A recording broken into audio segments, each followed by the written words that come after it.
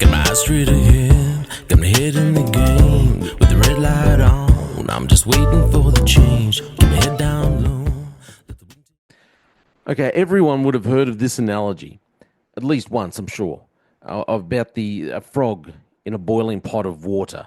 You know, this analogy about, well, it's a metaphor taken from an anecdotal parable about boiling a frog. The parable states that a frog placed in boiling water will immediately try to save itself.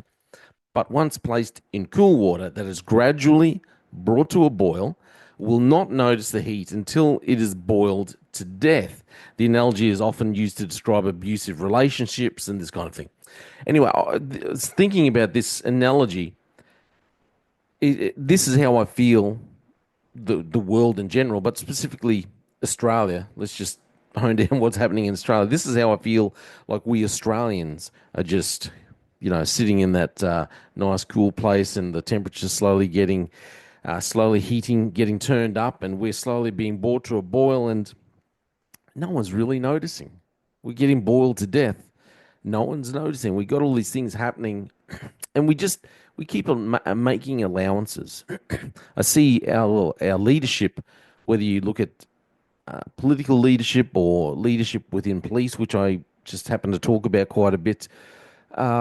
It's very poor, and yet we slowly let it's decayed over generations, and we've just allowed it to happen. We just put up with it. We put up with the corruption that we see in government. We put up with the corruption that we see in our law enforcement. We put up with so much. It's just so I think that analogy of the frog being boiled is very apropos to Australia. Why I'm saying all this. So I did an episode in 2021. You can't even get it on YouTube anymore. I'll put up the link, but you can only listen to it on Spotify. Now, please, if you do listen to it, be gentle. Okay, it's back when not long first started doing the podcasts, and I could only do it on the Spotify podcast app. It was only all audio. There was no video, nothing like that. And I had the little music playing in the background and that. So just, okay, I get it. It's a little corny. It's a little hard to hear some of it. But if you do listen to it, be kind. That's all I'm saying. I know it's not the best production, that's for sure. Anyway, so getting on to this. So in 2021, I did this episode, and it's called Will Electric Vehicles Mean More Government Control? We'll put the link up so you can listen to it if you want. The whole reason why I was talking about this is in the UK, they wanted to, at that time, they were looking at passing it, and it's already passed, but they were proposing laws to be able to switch off EV home chargers during, well, they said it would be during peak hours. If the load got too much for the grid, well, then they'd be able to turn it off. The government would be able to flick a switch and turn off your EV home charger. So if you were building a new home, everything would have to be connected up to the central grid, and they would be monitoring your electricity usage. But if you were had your own supply going on, solar power and all that kind of thing, and had your battery connected, they would be able to turn it off. And if you were charging your electric vehicle, they'd be able to switch that off too if there was too much load coming over the grid. And I'm looking at it, reading it, going, wow, government control. All I could think of is this is a way for government to be able to control the masses in the future. So many people heading towards electric vehicles, and the more people that were connected to the centralized grid, and the government would be able to monitor and just flick the switch if they decided, there was too much load going on. So hey, you can't charge your electric vehicles. All I could see is problems and government control. So anyway, I did this very corny episode in 2021, October of 2021. So you can imagine my surprise. Actually, here, I'll bring up the so you can just see what the episode looks like. There you go. Will electric vehicles mean more government control? Yeah, so that's on Spotify. So anyway, so imagine my surprise when I saw this and reading through this article last night, and I thought, wow, I was talking about this a couple of years ago, saying, wait, this is going to lead us down a bad path because we're just giving over more control to the government. You know, there's all this talk about 15-minute cities, which is obviously what they want to try and they're trying to direct our civilization into 15-minute cities. They want everyone to go into electric vehicle use. Why do they want this? Because they can control our comings and goings. They can control our movements, tell us where and when we can go to places. This is what I think will eventually happen. Anyway, let's check out this video. And yeah, I don't think it's any surprise this is what we've got going on. It might not look like it, but Pippa Buchanan's house is in many ways a modern type of power plant. This is literally the beating heart of the system. A battery is attached to the wall of her garage at Kawarama, 3 hours south of Perth. The battery, in turn, charged by an array of solar panels on the roof above. Inside the house, the system largely runs everything, from the lights in the oven to the fridge and the washing machine. It runs what doesn't everything. get used That's not bad. is exported. We probably are oversupplied for our current needs. Like, we've got a small child, she doesn't use that much energy. Like millions of other Australians, Pippa and her husband took the plunge and invested in solar 4 years ago. But unlike most others, their arrangement is unusual. They're part of a so-called virtual power plant in which an energy company leases them solar panels and a battery. In return, there's a catch. When they need to, they can use our battery either as storage or as supply to the grid. And they can also occasionally turn our solar panels off if they need to. Do you hear what she just said? They can also occasionally turn our solar panels off if there's a need to. That's exactly what you want. Much supply. Energy companies say the circumstances where solar needs to be spilled are rare, and households are forewarned and compensated. They say Australia's occasional overabundance of solar needs to be managed, and VPPs can help. When you install solar and battery in people's homes, they all individually have a power plant that can provide that exact same service. But they're too small individually. When you put them together, they can add up to something that's quite significant. Coordinating Australia's rapidly growing fleet of solar panels, batteries and other clean tech looms as a key plank and key challenge of the energy transition.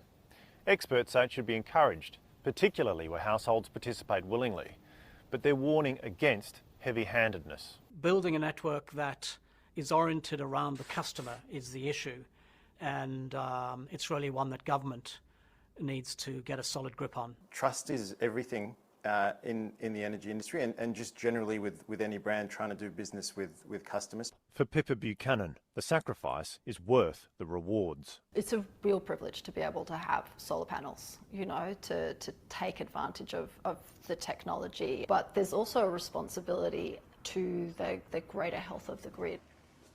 Through adaptation comes resilience. Okay, so what do you think of that video?